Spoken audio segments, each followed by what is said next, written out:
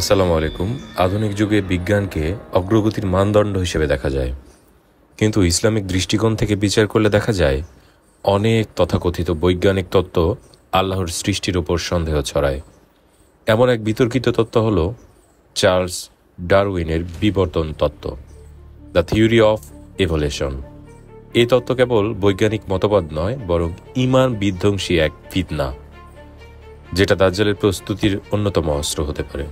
Charles Darwin 1859 সালে one the origin of spitz গ্রন্থে তত্ত্ব প্রকাশ করেন। এর মূল কথা, জীবজগৎ একটি সাধারণ জীব থেকে ধীরে ধীরে বিবর্তিত হয়েছে। মানুষ নাকি বানর জাতীয় প্রাণী থেকে এসেছে।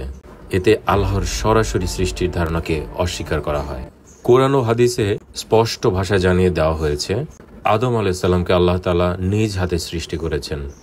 তিনি মাটি দিয়ে সৃষ্টি করেন এবং তার মাঝে রূহ ফুঁকে দেন। সূরা সাজদা আয়াত 7 থেকে 9।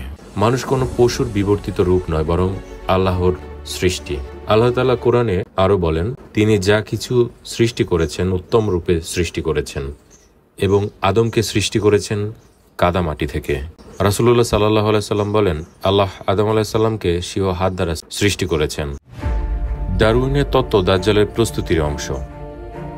দাজ্জালের আগমন হবে এমন এক যুগে যখন মানুষ আল্লাহর অস্তিত্বে সন্দেহ পোষণ করবে। ডারউইনের তত্ত্ব মানুষকে সৃষ্টি বিশ্বাস থেকে সরিয়ে দেয়। আল্লাহর হুকুমের পরিবর্তে বিজ্ঞানকে সর্বশ্রেষ্ঠ করে তোলে। তুমি নিজেই তোমার ইলাহ, এই ধারণা প্রতিষ্ঠা করে। এই তত্ত্ব ঈমান নষ্ট করে, আল্লাহর ধারণাকে প্রশ্নবিদ্ধ করে এবং দাজ্জালের প্রোপাগান্ডার মাটি তৈরি করে।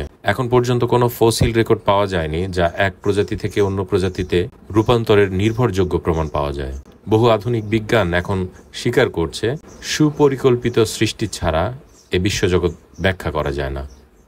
বিবর্তনের নাম করে যা বলা হয় তার অধিকাংশই অনুমান, তত্ত্বভিত্তিক, প্রমাণভিত্তিক নয়।